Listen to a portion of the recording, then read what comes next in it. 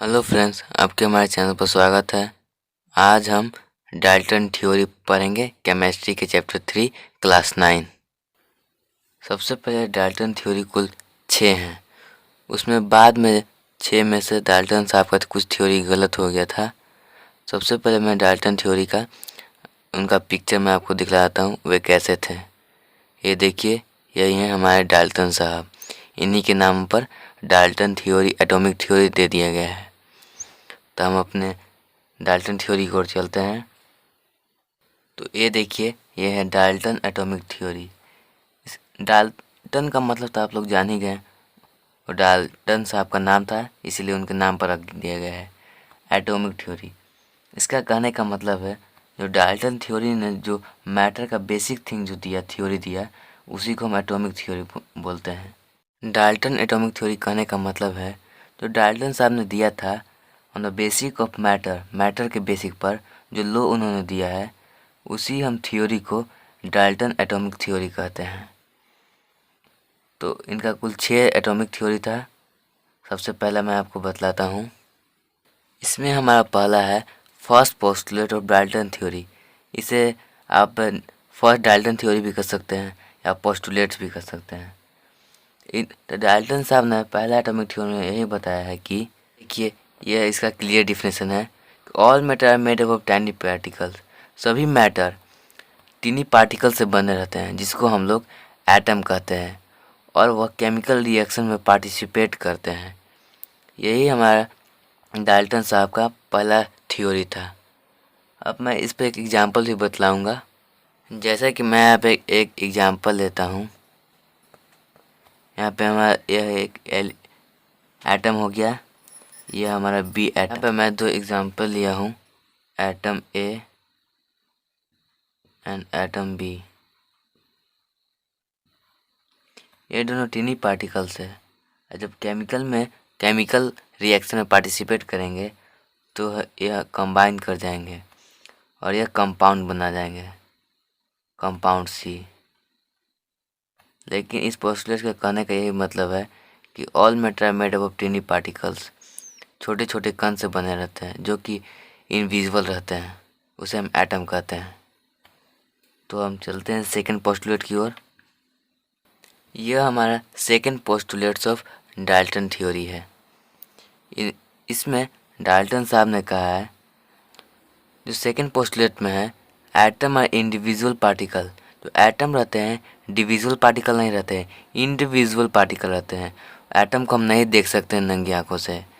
And which can not be destroy in a chemical reaction. जब chemical reaction होता है तो हम उसको डिस्ट्रॉय नहीं कर सकते हैं। और जैसा कि मैंने law of conservation of mass में बताया था कि मास को ना ही बनाया जा सकता है और ना ही डिस्ट्रॉय किया जा सकता है, उसी तरह इसमें एटम को ना ही बनाया जा सकता है और ना ही डिस्ट्रॉय किया जा सकता है। एटम को ना डिस्ट्रॉय किया जा सकता है और ना ही फॉर्म किया जा सकता है। इन दोनों में से कोई नहीं किया जा सकता है। उसी तरह एटम में भी है, एटम को ना ही डिस्ट्रॉय कर सकते हैं ना ही फॉर्म कर सकते हैं। तो हम चलते हैं third postulate of Dalton theory की ओर। लेकिन ये डाल्टन सेकंड पोस्टुलेट में एक बात होती है, जो कि जब एटम के अरेंजमेंट जो डिफरेंट हो सकते हैं, बस चेंज हो सकते हैं, उसमें रिएक्शन नहीं होता है। जैसे कि यहाँ पे कॉपर है, ऑक्सीजन है और हीलियम है। ये हमारा रिएक्ट नहीं करेगा, नॉट रिएक्शन। बट यहाँ पे ऑक्सीजन हो सकता है, कार्बन, हाइड्रोजन, यह रीअरेंज हो सकता है। भले ही रिएक्शन ना हो, लेकिन रीअरेंज हो सकता है। सेकंड पोस्टुलेट में रीअरेंज हो सकता है। तो हम बढ़ते हैं थर्ड पोस्टुलेट की ओर। यह हमारा थर्ड पोस्टुलेट है, जो कि इसमें बोल रहा है, एलिमेंट ऑफ एटम, जो एलिमेंट का एटम है वो मास में आइडेंटिकल रहता है, पहचाना हुआ रहता है, सेम रहता है। And equal in chemical properties, उसका केमिकल प्रॉपर्टीज भी सेम रहता है। मैं इसको एग्जांपल के तौर पे एक बतलाता हूँ। हम यहाँ पे ऑक्सीजन 2 O2 लेते हैं, ये हमारा एलिमेंट है। इसमें ऑक्सीजन के 2 एटम हैं, लेकिन इन दोनों का जो मास है आइडेंटिकल है, पहचाना हुआ है। दोनों का मास ऑक्सीजन के ही है और उनका दोनों का मास सेम ही रहेगा। बोथ मास आर इक्वल, 16 ही रहेगा दोनों का मास, क्योंकि यहाँ पे ऑक्सीजन 2 है। ये मास में आइडेंटिकल भी है, केमिकल प्रॉपर्टीज भी इनका इक्वल है, क्योंकि यहाँ पे ऑक्सीजन की बात हो रहा है और यहाँ पे ऑक्सीजन 2 है।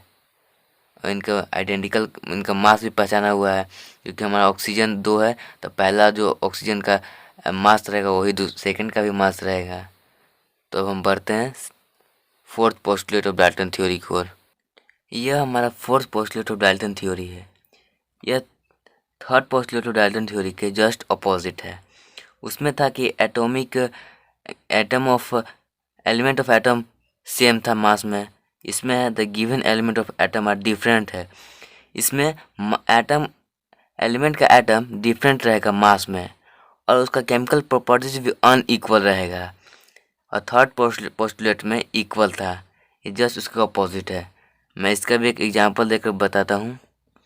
जैसा कि मैं HCl लेता हूँ, hydrogen chlorine, hydrogen plus chlorine, इन दोनों का मास जो है अनइक्वल है। हाइड्रोजन का मास होता है 1 और क्लोरीन का मास होता है 35.5। इन दोनों का मास डिफरेंट है और इनका केमिकल प्रॉपर्टीज भी डिफरेंट है। तो इसमें मैं एग्जांपल के तौर पर प्रूव कर दिया। अब हम चलते हैं फिफ्थ पोस्टुलेट की ओर। यह जो हमारा fifth postulate of Dalton theory है, इसके डिफिनेशन से यही इसका कहना है कि एटम कंबाइन रहता है इन द रेशियो, और रेशियो में कंबाइन रहता है। Whole number in the form of compound, वो पूरा होल नंबर रहता है कंपाउंड के फॉर्म में। जैसे कि मैं आपको इसमें एक एग्जांपल के तौर पर बतलाऊंगा। उससे पहले मैं आपको एक इम्पोर्टेंट चीज़ बतलाता हूँ कि इसमें जो रेशियो एटम का कंबाइन रहता है वह हाफ नहीं रहेगा, केवल ओनली इसमें फुली कंबाइन रहेगा। जैसा कि मैं यहाँ पे हाइड्रोजन का रहेगा 2 एलिमेंट 2 एटम, यहाँ पे 2 एलिमेंट, यह नहीं हो जाएगा कि 2.2 2.1, यहाँ पे 1 नहीं आना चाहिए, हाफ नहीं होना चाहिए, या 2.5 नहीं होना चाहिए, फुल होना चाहिए, होल नंबर होना चाहिए, या 2 रहे या 4 रहे या 5 रहे, पूरा होल रहना चाहिए। तभी हमारा ये फिफ्थ पोस्टुलेट डाल्टन थ्योरी का यही कहने का मतलब है। मैं इसका एक एग्जांपल देकर आपको बतलाता हूँ। जैसे कि मैं वाटर ही लेता हूँ, हाइड्रोजन एंड ऑक्सीजन। यहाँ पे हाइड्रोजन का एटॉमिक नंबर 1 होता है और इसका एटॉमिक मास होता है 2, और ऑक्सीजन का एटॉमिक नंबर 2 होता है और यहाँ पे एटॉमिक मास होता है इसका 16। और यहाँ पे थोड़ा हाइड्रोजन का एटॉमिक मास 1 ही होता है, लेकिन यहाँ पे हाइड्रोजन 2 है तो यहाँ पे हाइड्रोजन 2 लिया है। और इसे हम डिवाइड करते हैं 2/16, 2/16, 2 1 2 और 2 8 6। यहाँ 1:8, ये फिक्स रेशियो में कंबाइन है। यह 1.1 नहीं है, 1.2 नहीं है, यह होल नंबर है, पूरा 1 है। और जैसा कि यह 8 है, पूरा होल नंबर है, ना कि 8.4 है, 8.5 है, यह पूरा होल नंबर है। यह पूरा होल नंबर रहना चाहिए। तो अब हम 6 पोस्टुलेट की ओर बढ़ते हैं। तो यह हमारा 6 पोस्टुलेट है। The number of atom are constant in a given compound. जो एटम रहता है वो कांस्टेंट रहता है जो कंपाउंड हमारा दिया रहता है। जैसा कि मैं आपको एक एग्जांपल के तौर पे बतलाता हूँ। हम वाटर ही लेते हैं, हाइड्रोजन और 2 एलिमेंट एटम और ऑक्सीजन का 1 एटम। इसमें वाटर तभी फॉर्म होगा जब इसका हाइड्रोजन का 2 एटम रहेगा और ऑक्सीजन का 1 एटम रहेगा। इन दोनों का कॉम्बिनेशन से वाटर बनता है, वाटर फॉर्म होता है। तो यह इस कंपाउंड में इसका एटम कांस्टेंट है, फिक्स है। इसी को 6 पोस्टुलेट ऑफ डाल्टन थ्योरी कहा गया है। अब हम कुछ ऐसे डाल्टन थ्योरी पढ़ेंगे जो कि डाल्टन थ्योरी जो दिए थे डाल्टन साहब ने, उनका कुछ थ्योरी गलत प्रूव हो गया है बाद में। उन्हीं गलत थ्योरी को हम लोग पढ़ेंगे, कौन कौन सा थ्योरी गलत प्रूव हुआ है और कौन कौन सा सही प्रूव हुआ है। तो चलिए अब हम कुछ ऐसे डाल्टन थ्योरी पढ़ेंगे जो कि बाद में रॉन्ग प्रूव हो गया था। उनमें से डाल्टन थ्योरी पहला था जो कि all matter are made up of smallest particle called atom. Smallest particle atom से बना रहता है, लेकिन बाद में रॉन्ग प्रूव हो गया क्योंकि एटम के भी अंदर पार्ट है 3, इलेक्ट्रॉन, प्रोटॉन एंड न्यूट्रॉन। ये तो एटम से छोटे हैं और उन्होंने बताया था कि एटम ही सबसे मैटर का स्मॉलेस्ट पार्टिकल है। ये तो रॉन्ग प्रूव हो गया। और उसके बाद उनका सेकेंड जो थ्योरी रॉन्ग प्रूव हो गया था वह है थर्ड डाल्टन एटॉमिक थ्योरी या third postulate of Dalton theory. तो third postulate of Dalton theory बताने से पहले मैं आपको बतला देता हूँ कि number of proton and neutron दोनों का चार्ज पार्टिकल सेम रहता है। और उसके बाद मैं आइसोटॉप्स और आइसोबार भी बतला देता हूँ। ये देखिए आइसोटॉप्स और आइसोबार। आइसोटॉप्स उसे कहते हैं जिन एलिमेंट का एटॉमिक मास डिफरेंट होता है, उसे आइसोटॉप्स कहते हैं। और जिन एलिमेंट का एटॉमिक मास सेम होता है, एटॉमिक मास, उसे हम आइसोबार कहते हैं। जैसे कि ये हमारा एटम हो गया, इसका मास हमारा डिफरेंट है, 6-7 है, तो आइसोटॉप्स है। और आइसोबार जैसे हाइड्रोजन का मतलब यहाँ 1 है, इनका मास सेम है, तो इसे हम आइसोबार कहते हैं। ये मैंने एग्जाम्पल के तौर पर ऐसे ही बतलाया था। उसके बाद हम बतलाते हैं कि डाल्टन एटॉमिक थ्योरी थर्ड वाला कैसे रॉन्ग प्रूव हो गया। जैसे आइडेंटिकल इन मास होता है और वे इक्वल इन केमिकल प्रॉपर्टीज होते हैं, केमिकल रिएक्शन में इक्वल होते हैं, तो हम यहाँ पे इसको रॉन्ग प्रूव करेंगे। तो जैसा कि मैंने ऊपर बतला ही दिया कि number of proton and neutron दोनों का चार्ज पार्टिकल इक्वल रहते हैं, तो हम यहाँ पे एक कार्बन कंपाउंड लेते हैं, कार्बन 12 लेते हैं, कार्बन 13 लेते हैं, कार्बन 14 लेते हैं। तो कार्बन का एटॉमिक नंबर हमारा होता है 6। तो यहाँ पे 6 के पावर 12 होता है, एटॉमिक मास ये हो जाएगा 6 का एटॉमिक मास हो जाएगा 13, 6 का एटॉमिक मास 14। तो जैसा कि मैंने ऊपर में बतलाया था कि number of electron and proton दोनों इक्वल रहता है, तो यहाँ पे इक्वल कहाँ हुआ, यहाँ पे 6 के पावर 12 हो गया, 6 के पावर यहाँ पर 13 था, तो यहाँ पे 6 के पावर हो जाएगा हमारा 7 हो जाएगा, 6 के पावर हमारा 8 यहाँ पे हो जाएगा। क्योंकि यहाँ पे 7 और 8 कैसे आया, क्योंकि कार्बन का हमारा एटॉमिक नंबर होता है 6, तो number of electron and proton equal रहते हैं, तो दोनों इक्वल डिवाइड रहेंगे। तो यहाँ पर 12 था, तो यहाँ पर 6 और यहाँ पर भी 6 होगा, 6 इक्वल ही हो गए। और 13 है, तो यहाँ पर भी 6 होना चाहिए था, लेकिन इसका एटॉमिक मास 13 है, यहाँ तो 6 होगा नहीं, 7 है। यहाँ पे एटॉमिक मास इसका 14 है, तो number of electron and proton equal होगा, तो यहाँ पे तो 6 होगा नहीं, 6 होगा तो कम हो जाएगा, तो यहाँ पे मैंने 8 लिया है। तो इससे पता चलता है कि कुछ वैसे होते हैं एलिमेंट जिनका एटॉमिक मास डिफरेंट होता है। यहाँ पे एटॉमिक मास सब तीनों का डिफरेंट है, तो ये डाल्टन साहब का थर्ड थ्योरी रॉन्ग प्रूव हो गया। उसी तरह से उनका फोर्थ जो डाल्टन थ्योरी था जो कि था different in mass and unequal in chemical properties, ये भी उनका रॉन्ग प्रूव हो गया था। चलिए हम उसको बतलाता हूँ। तो पोस्टुलेट रॉन्ग प्रूव करते हैं, तो मैं यहाँ पे एक एग्जांपल के तौर पे एक लेता हूँ, पोटासियम का मैं एटॉमिक मास 40 लेता हूँ, और यहाँ पे मैं कैल्शियम लेता हूँ, इसका एटॉमिक मास 40 लेता हूँ। तो जैसा कि मैंने बतलाया था कि number of proton and number of neutron दोनों का चार्ज पार्टिकल इक्वल रहेगा।